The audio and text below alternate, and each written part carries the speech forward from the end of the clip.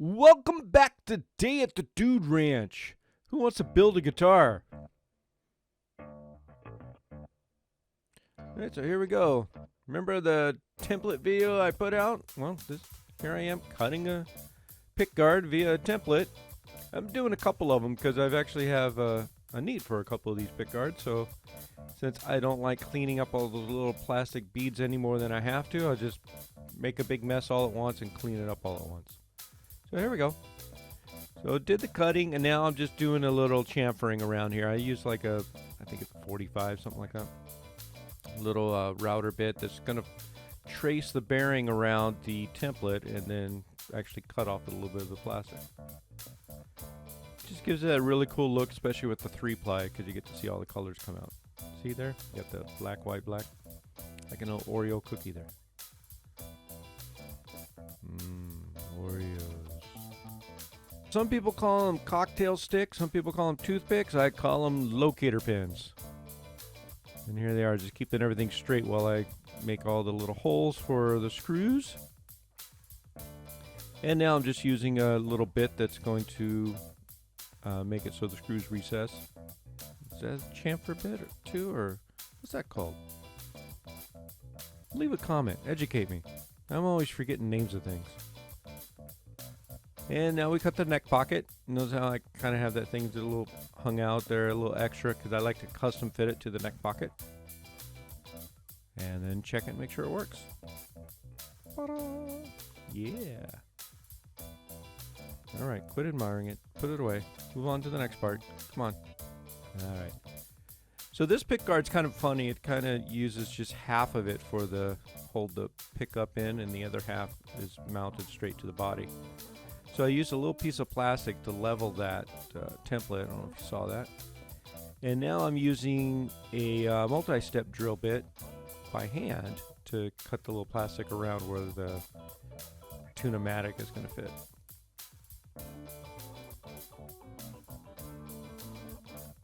Lots of manipulation by hand, lots of sanding, grinding, filing. Even if I had this body cut on a CNC machine originally, I'd still be using a lot of hand tools to do all the final manipulations. And here I'm just routing the access. Make sure I can get all my stuff in there. And don't forget this. It's very important to make sure you drill this hole before you do all the finishing. Ask me how I know.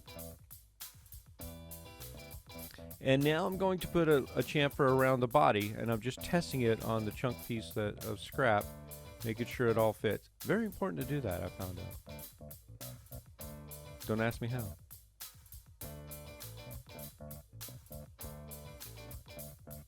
Obviously, on the deep cuts, they've already been taken care of by the grinder and or sander and or file.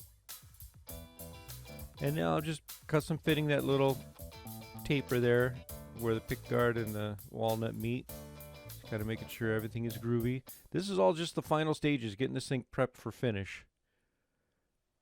So we're making sure that all the last little bits of details and grindings and shaping and all that's taken care of. I can't tell you, you could feel a difference when you go from walnut to basswood when I flip it over from one side to the other. And I didn't like that belly carve. Didn't think it was cut quite well enough, so just kind of adding to it here, or subtracting from it. I love this little thing. It's a pneumatic spinner, and that thing goes like, I don't know, 15 million RPMs or something like that. It's just crazy. Almost as fast as my right hand.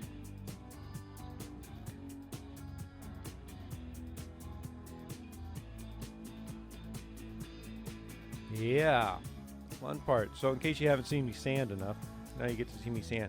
Something very important here. I love the random orbital sander. Definitely does a good job of really sanding things in a nice even manner. However, when you're working with wood, to me, you still got to do exactly what I just did right there. Take the pad off and just start sanding by hand. Especially when you want to get that cut on the surface like this, when I want to get on the grain. Again, like the old woodshop teachers used to teach us, sand with the grain. It's not because you don't leave sand marks there. It's just that they blend in with the grain, so you don't notice them as much. And if you want to find sand marks, throw some shellac on there. And if you still can't find your off-cut sand marks, throw some stain on there. That's what I'm doing here. I'm just fixing some of my off-cuts and restaining. Just keep doing that until I get it looking just right. And then go Mr. Miyagi on this thing. Stain on, rub off. Stain on, stain off. Just keep staining and sanding. And we want a darker edge, so I'm going to let that stain sit in on the end green. Just kind of just bleed it in around on the walnut.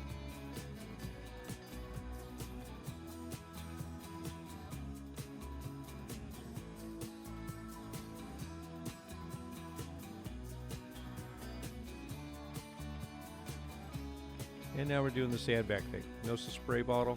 It's good to get it a little wet. What it does, it pops the highs of the wood and shrinks down the valleys, so you get your peaks and valleys, and gives you that really good sandbag look. And puts the stain kind of more or less where you want it, rather than just laying it on top. You see how that wood grain looks enhanced. And I'm going a shellac around it again, just to kind of seal it all in, and it's what we call color sealing. And I know that neck pocket, see I got a little stain coming in there. To me it's just easier to make it blend in when I've got the neck on there. Now some guys like the masking tape and don't like putting any color at all in their neck pocket, but it's just stain. It's not going to hurt the tone, I promise, no matter what Billy Corgan says.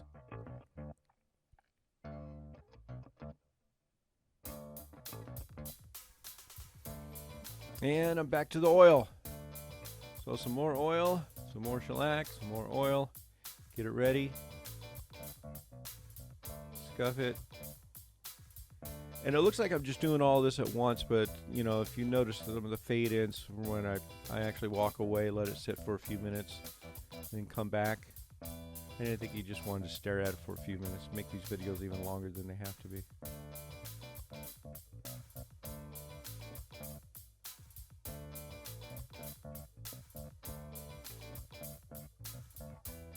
Oh, gloves are off. It's getting serious now, folks. You can tell it's either later in the day or the next day, because different shirt. I think it's next day. After letting that sit for a while. And here I'm just making sure I've got a little color on the sides of the headstock, making sure it's going to blend in with the guitar. And that little spray stuff that I'm using there is a fixative, a workable fixative that Krylon makes. It's really cool. It's kind of a shellac lacquer type coating, kind of holds things together.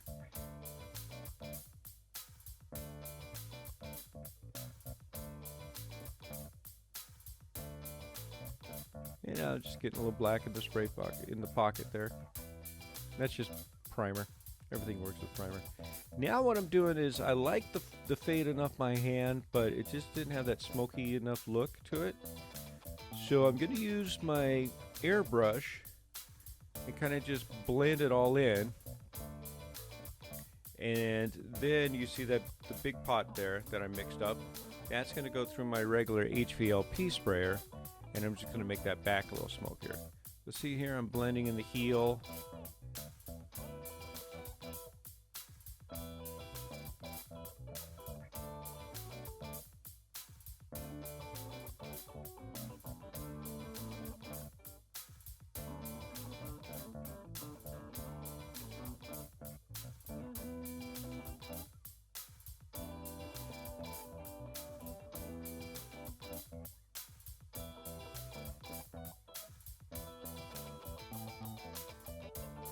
And that's all I'm doing. You see how I'm just coating the ends?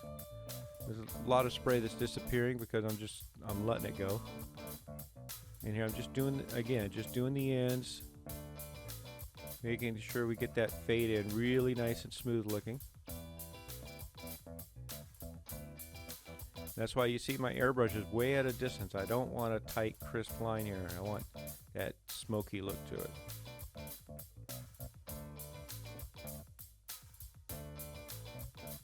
And then I come in with the HVLP. Now this I'm going to get get the back. So now the back is going to just blend in. Again, it's just more smoke. It's transparent, but it's got a little black tint to it. So it's just going to blend in that smoky look.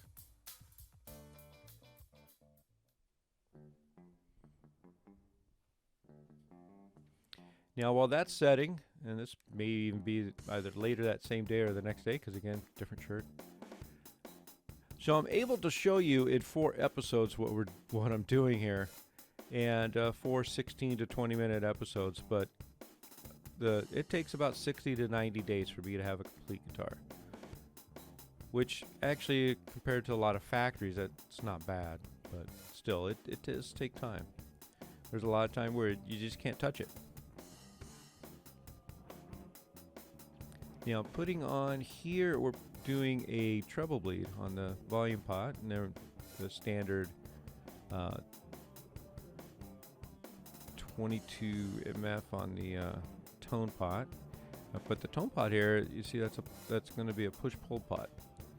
Even though we have a single pickup, we do want to split the coils, give ourselves a chance of making a couple different sounds.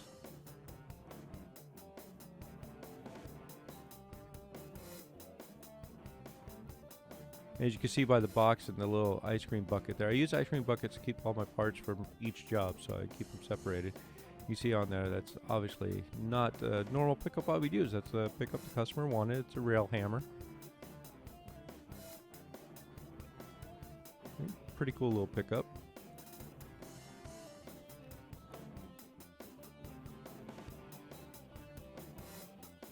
Lots of little fiddly bits with little teeny tiny parts here. Just getting all of it together. Got the knobs on. Check that pot, make sure the push pull works.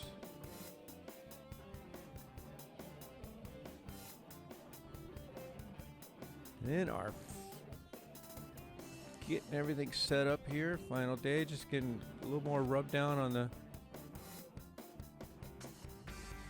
neck and the body, getting it all ready. And we're going to polish it.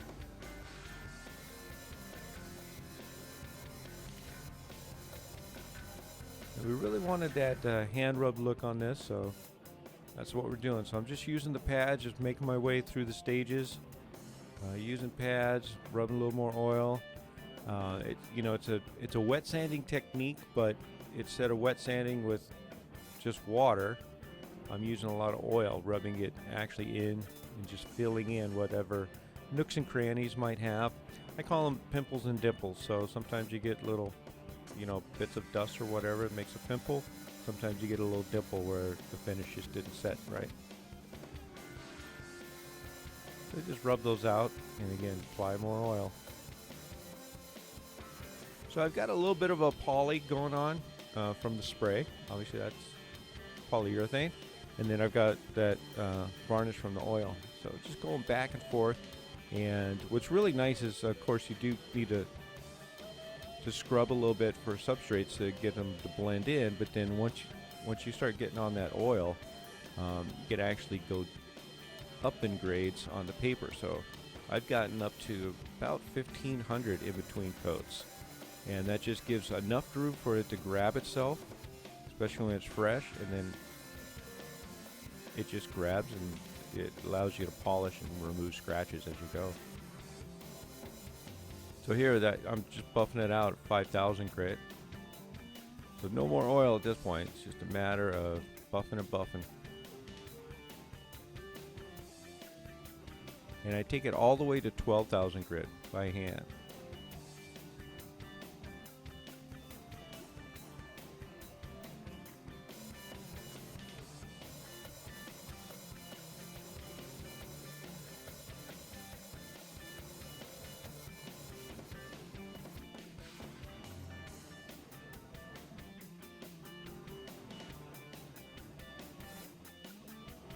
And here we are, it looks like the next day, or it got cold again because I've got my flannel back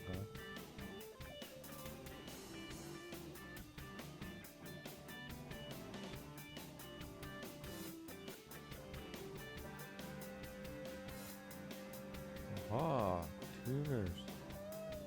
I don't know why, but I just like doing that. I like putting on the tuners with the neck all attached to everything. And then here I'm just making sure everything fits. And then putting in, this is, what do they call that stuff? It's paint. It's a paint, but it's got metal in it. It's for helping you create somewhat of a Faraday cage, just a noise reduction area, which is, you know, it helps. Keeps out the 60 cycle hum. I don't know why I'm always forgetting the name of this stuff, but that's what it is. Somebody comment that name on it. So again, I could go look at the can. I could have edited this rather than mumbling through it. You can see what I'm getting ready for here. Look at that shine.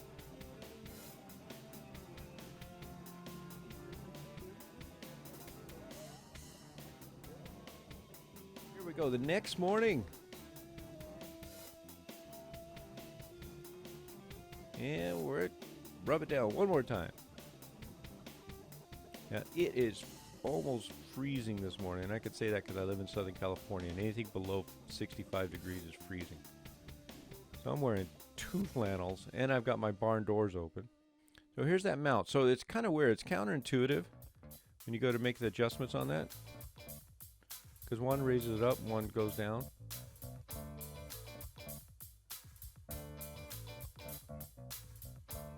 There, just getting that tom all situated. Even though I know we measured and everything, you get a little stuff inside the hole, so kind of got to make them work and set them down. Boom, done. So yeah, so I've got a little side light coming in because I got my barn doors open because I'm trying to get the sunlight to come warm the place up.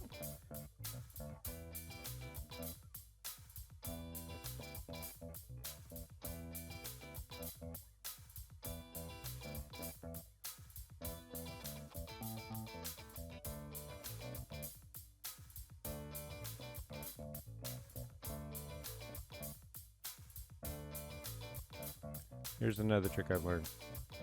Before you tighten that down too much, you might want to get the tester out and make sure it works. What do you think, James? Should you go get the multi-tester? Yeah, there you go. Okay, now I can finish tightening that down.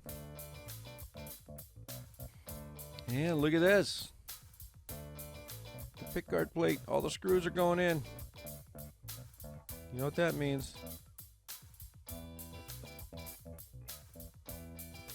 Yeah.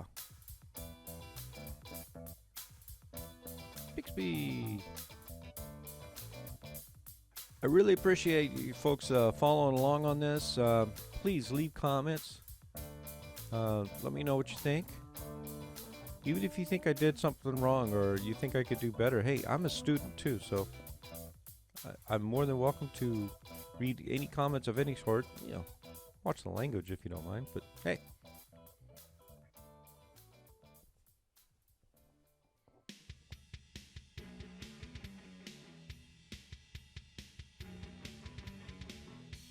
Now here's a scuff back trick. If anybody here actually watching this plays guitars, probably know that that scuffed back neck just feels a little bit better. So I use 800 grit pad on that. Just take some of that shine down. Make it feel a little bit better. And now look at this, getting the springs ready for the Bigsby. This thing is ready for strings. However, I am ready for lunch. So here it is. Next time you see this guitar will be the demo. And that'll be in a couple days, so come on back. I'll have it all strung up, and I'll have the intonation all done on it. I'll make sure I get the sound dialed in, everything you like about it, string stretch, all that jazz.